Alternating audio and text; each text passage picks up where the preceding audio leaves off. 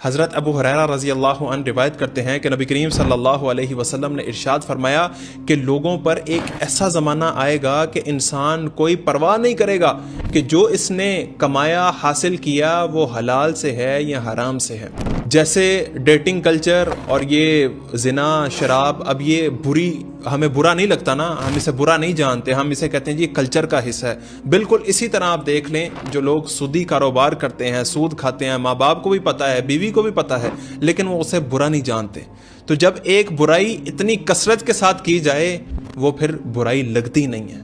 تو وہ شخص تو ویسے ہی اللہ اور اللہ کے رسول صلی اللہ علیہ وسلم کا دشمن ہے، ان کے ساتھ حالت جنگ میں ہے جو سود کھاتا ہے. اور آپ صلی اللہ علیہ وسلم کی پریڈکشن یہ بھی سچی ثابت ہوگی، یہ پیشن گوئی ثابت ہوگی کہ لوگوں کو پرواہ ہی نہیں ہوگی کہ آیا حلال سے یہ گاڑی، یہ گھر، یہ بنگلہ بنایا ہے یا حرام سے.